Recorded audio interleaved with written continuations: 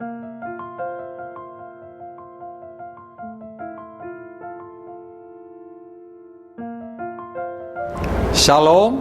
puji Tuhan. Mari kita kembali merenungkan kebenaran firman Tuhan yang hari ini ingin saya bagikan kepada Bapak Ibu Saudara. Beberapa waktu yang lalu tema kita tentang mengapa harus naik ke surga Tuhan Yesus. Nah, Ibu Bapak, ini jawabannya. Ya, judul renungan pada hari ini, tidak ada yang sanggup naik ke surga kecuali Tuhan Yesus. Tidak ada yang sanggup naik ke surga kecuali Tuhan Yesus. Ini jawabannya. Dan ini tema yang ingin saya bagikan dengan Bapak Ibu Saudaraku. Kita lihat di dalam Yohanes pasal yang ketiga ayat 13, akan saya bacakan. Yohanes 3 ayat 13. Tidak ada seorang pun yang telah naik ke surga selain daripada Dia yang telah turun dari surga, yaitu Anak Manusia. Ibu Bapak, Saudara, jelas sekali bahwa seorang pun nabi ataupun imam ataupun orang suci tidak akan pernah ada yang sanggup naik ke surga selain dari Dia, yaitu Tuhan Yesus yang telah membuat surga, yang memiliki surga, dan yang turun dari surga, yaitu Anak Manusia. Kenapa disebut Anak Manusia?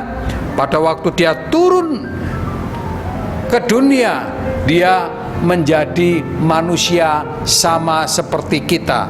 Jadi bukan berarti anak manusia itu anaknya orang yang dilahirkan karena libido, tidak. Tapi memang Roh Kudus turun melalui Bunda Maria, dan akhirnya Tuhan Yesus lahir dari perut Bunda dan menjadi manusia. Tetapi kodratnya tetap Allah, karena Dia berkata, tidak ada seorang pun yang telah naik ke surga selain daripada Dia yang telah turun dari surga. Jadi Bapak Ibu Saudaraku yang dikasihi Tuhan, ini membuktikan bahwa pribadi Tuhan Yesus itu benar-benar pribadi Allah. Karena tidak ada yang sanggup naik ke surga ataupun turun dari surga kalau bukan Tuhan itu sendiri. Jadi Bapak Ibu Saudara, apa yang harus kita lakukan? Ya, apa yang harus kita kerjakan supaya kita bisa sama-sama naik ke surga bersama Tuhan Yesus? Kita melihat tokoh apapun, agama apapun, dia tidak akan pernah berani berkata bisa naik ke surga tanpa pelantara, tidak. Yaitu Tuhan Yesus pelantara kita. Puji Tuhan. Nah, untuk itu apa yang harus kita lakukan Bapak Ibu supaya kita bisa naik ke surga bersama-sama Tuhan Yesus? Kita lihat yang pertama ayat 3, yaitu dilahirkan kembali. Ini satu syarat untuk bisa bersama-sama pergi ke surga bersama Tuhan Yesus, yaitu dilahirkan kembali. Apa maksudnya? Coba kita lihat dari Yohanes 13 ayat 3. Demikian firman Tuhan. Yesus menjawab, katanya, aku berkata kepadamu, sesungguhnya jika seorang tidak dilahirkan kembali, ia tidak dapat melihat kerajaan Allah. Surga itu kerajaan Allah. Pemiliknya ya rajanya. Siapa rajanya? Tuhan Yesus. Tidak ada manusia. Jadi Bapak Ibu Saudaraku, Alkitab mengatakan dan Tuhan Yesus sendiri mengatakan, firman-Nya berkata, katanya, aku berkata kepadamu, sesungguhnya jika seorang tidak dilahirkan kembali, ia tidak dapat melihat kerajaan sorga. Ibu Bapak, harus dilahirkan kembali. Maksudnya apa? Baptisan air. Karena apa? Kita dulu dilahirkan secara fisik oleh ibu kita dengan berlumuran dosa, dan itu tidak membuat orang sanggup masuk surga. Itu sebabnya supaya kita sanggup masuk dan melihat kerajaan Allah, kita dilahirkan kembali. Ya, dari tubuh yang fana, tubuh yang dosa ini kita dilahirkan kembali, kita dikubur, dibaptis, ditanam, dan muncul kembali menjadi orang yang baru. Bukan orangnya, tapi suasananya, keadaannya. Itu bukan keadaan fisik, tapi keadaan rohani. Kita sudah lahir baru. Ibu bapak, saudaraku, jadi saya sarankan, mari ya yang belum terima baptisan air, mari kita kembali mau dibaptis. Sebab ini sarana, syarat untuk bisa melihat kerajaan surga. Bapak ibu saudaraku, ayat 6 lebih jelas lagi berkata demikian, apa yang dilahirkan dari daging adalah daging, dan apa yang dilahirkan dari roh adalah roh. Jadi kita yang pertama sudah dilahirkan oleh daging, yaitu ayah ibu kita, dengan banyaknya dosa-dosa, dosa yang dibuat orang tua, nenek moyang dan lain sebagainya, itu kita bawa, dan itu tidak membuat kita bisa masuk kerajaan surga, Bapak Ibu, atau kerajaan Allah. Itu sebabnya apa yang dilahirkan dari daging, ya, kita lihat apa yang dilahirkan dari daging adalah daging, dan apa yang dilahirkan dari roh adalah roh. Surga itu bukan tempat daging, di mana ada orang-orang percaya kalau di surga kita bisa memiliki istri banyak, kita bisa makan minum seperti di dunia. Tidak. Surga buat orang Kristen itu roh. Jadi kita tidak lagi memakai dimensi fisik, tetapi kita memakai roh. Jadi Bapak Ibu Saudara, kalau kita tidak dilahirkan, tidak dibaptis, maka kita tidak dilahirkan oleh roh. Itu sebabnya terima baptisan, maka kita dilahirkan seperti roh. Jadi jelas ayat 6 ini. Kembali ayat 7 apa yang dikatakan? Jangan engkau heran, karena aku berkata kepadamu, kamu harus dilahirkan kembali. Jadi Bapak Ibu, ini satu percakapan Tuhan Yesus dengan Nikodemus, seorang tokoh agama. Bahkan Nikodemus itu pun menyadari bahwa apa yang diajarkan Tuhan Yesus itu benar adanya, sehingga dia bertanya malam-malam, dia bertanya kepada Tuhan Yesus, dia berkata, Rabi, bahwa ajaranmu itu benar dari Tuhan, dari Allah. Kita lihat ayat 2. Kita lihat ayat 2. Ia datang pada waktu malam, siapa? Nikodemus,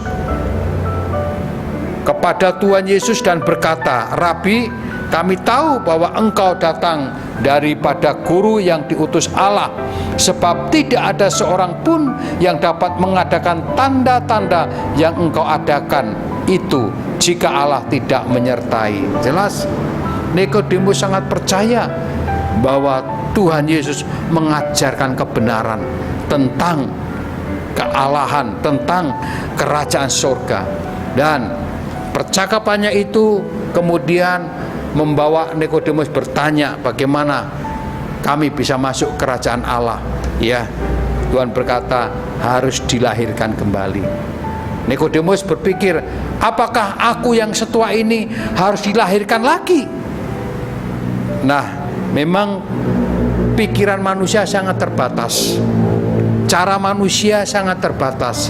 Tapi Tuhan Yesus berkata, tidak, engkau harus terima baptisan, itu dilahirkan di dalam roh. Ayat 8, angin bertiup kemana ia mau, dan engkau mendengar bunyinya, tetapi engkau tidak tahu dari mana ia datang atau kemana ia pergi. Demikian halnya dengan tiap-tiap roh yang lahir dari roh. Kita lihat, demikian halnya dengan tiap-tiap orang yang lahir dari roh.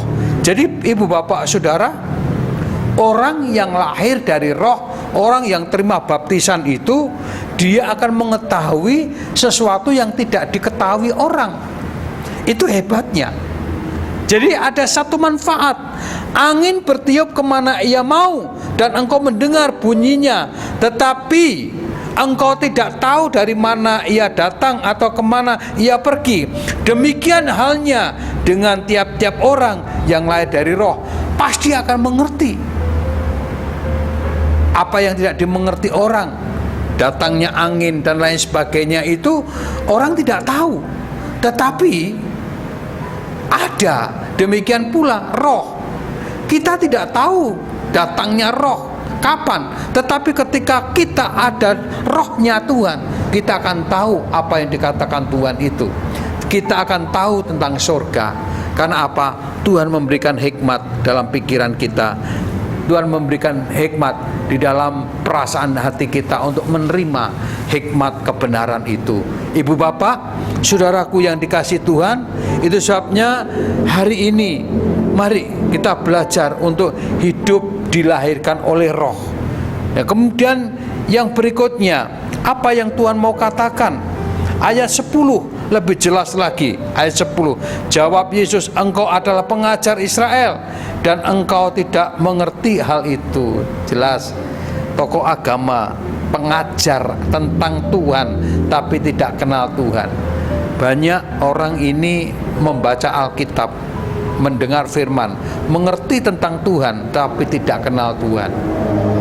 Banyak orang belajar tetapi dia sendiri tidak kenal. Seperti saya bisa belajar biografinya Bapak Presiden kita, baik ukuran sepatunya saya bisa tahu dari Google, baik lahirnya, alamatnya, tanggalnya, ibunya siapa namanya, istrinya siapa namanya, sampai anak-anaknya saya bisa tahu. Hobinya Pak Presiden saya bisa tahu melalui bacaan. Tetapi sungguh, sekalipun saya tahu Pak Presiden, saya tidak kenal Pak Presiden dan Pak Presiden tidak kenal saya. Apa artinya? Nah, kembali agama-agama ini membutakan kita, kadangkala membodohi kita. Kita seringkali dibodoh-bodohi oleh pengajar-pengajar yang nampaknya ngerti tapi tidak kenal. Sama dengan kita. Oleh sebab itu malam hari ini mari kita belajar untuk mau terima roh, sehingga kita kenal Tuhan secara pribadi. Dan kekristenan itu bukan bagian dari agama yang runtun dengan aturan-aturan yang begitu pelik, yang begitu ribet, harus ini, harus itu, pakaian diatur, doa diatur, puasa diatur, cara apapun diatur, itu ribet banget. Tuhan tidak seperti itu. Karena apa? Hal-hal seperti itu hanya membodohi kita. Tetapi pengenalan pribadi Tuhan itulah yang penting di dalam kekristenan. Maka kekristenan tidak ada aturan-aturan yang baku, tidak ada syahadat-syahadat yang baku. Tetapi yang perlu ditekankan adalah pengenalan itu sendiri. Bagaimana dengan Bapak Ibu Saudara? Sudah kenal Tuhan? Atau sudah tahu Tuhan itu siapa? Lahir di Bunda Maria, mati dan bangkit kembali, kita tahu itu. Tetapi apakah Anda sudah kenal Tuhan Yesus? Menjadi perenungan kita. Yuk, malam saat ini kita mesti harus benar-benar mengerti, buat diri kita ini punya kerinduan mengenal secara pribadi. Mengenal secara pribadi, sehingga kita ketika mengenal secara pribadi, dia sendiri juga akan kenal kita. Itu indahnya bersama Tuhan. Berikut, apa yang harus kita lakukan supaya kita masuk ke surga atau naik ke surga? Tadi dilahirkan. Yang berikutnya ayat 12 sampai ayat 13, harus percaya. Bukan hanya dilahirkan, harus percaya. Apa maksudnya? Kita lihat ayat 12, ayat 13. Kamu tidak percaya waktu aku berkata kepada kamu tentang hal-hal duniawi. Bagaimana kamu akan percaya kalau aku berkata-kata tentang kamu tentang hal-hal surgawi? Tidak ada seorang pun yang telah mati naik ke surga. Tidak ada seorang pun yang telah naik ke surga selain daripada Dia yang telah turun dari surga, yaitu Anak Manusia. Jadi harus percaya bahwa Tuhan pemilik surga, kerajaan Allah. Tidak ada seorang pun yang dapat naik ke surga kecuali Dia, Tuhan Yesus. Kita percaya itu. Itu syarat untuk bisa kita terima kerajaan surga, melihat kerajaan surga. Harus percaya, karena banyak orang nggak percaya. Ini tidak masuk akal, ini begini dan begitu. Memang ketika kita sejajarkan dengan akal sehat kita, pikiran kita tidak akan mencapai hikmatnya Tuhan. Hikmatnya Tuhan itu seperti langit tinggi yang tidak terduga, seperti laut dalam yang tidak terduga. Nah, manusia itu apa? Manusia itu hanya tanah. Tetapi kadangkala kita ingin tahu Tuhan sehingga kita tidak sanggup. Tetapi pada saat ini kita dianjurkan, kita diajar untuk kita percaya bahwa Tuhan yang naik ke surga dan turun ke surga. Kita harus percaya itu. Yang berikutnya, bagaimana kita supaya bisa naik ke surga bersama-sama dengan yang lain? Dilahirkan kembali, saya ulangi lagi, harus percaya tidak ada orang lain selain Tuhan Yesus yang bisa naik dan turun ke surga. Yang ketiga, ayat 14, harus mati. Loh, apa maksudnya harus mati? Ayat 14-15, demikian firman Tuhan. Dan sama seperti Musa meninggikan ular di padang gurun, demikian juga anak manusia harus ditinggikan, supaya setiap orang yang percaya kepadanya beroleh hidup yang kekal. Bapak Ibu Saudara, seperti Musa, ya, ketika orang-orang mendapatkan tulah dari Tuhan, Tuhan ingin supaya Musa membuat tugu ular, sehingga dengan itu mereka melihat dan mereka sembuh dari penyakit menular itu. Nah, demikian juga Ibu Bapak Saudara, seperti Tuhan Yesus juga harus naik di atas kayu salib, supaya kita yang kena tulah tidak bisa ke surga, supaya kita yang kena tulah penyakit sampar kita bisa pulih, kita bisa sembuh, kita bisa seperti sedia kala. Ibu Bapak Saudara, demikian juga kalau Musa meninggikan ular sebagai simbol supaya orang melihat bahwa ular itu terkutuk, dari kutuk ular itulah ketika orang-orang melihat mereka akhirnya sembuh. Demikian Tuhan Yesus naik di kayu salib, ketika mereka melihat Tuhan Yesus percaya, maka kutuk dosa akan dihapus. Demikian juga kutuk penyakit-penyakit menular pun akan hilang. Itu sebabnya Bapak Ibu Saudara, saat-saat ini kita perlu melihat salib Yesus saja. Mau mati untuk daging ini, hanya melihat salib saja, saya percaya Tuhan akan menolong kita. Jadi jelas, untuk bisa masuk dan naik ke surga dan melihat kerajaan surga, kita harus dibaptis. Kita harus percaya bahwa Dia yang turun dari surga dan naik ke surga.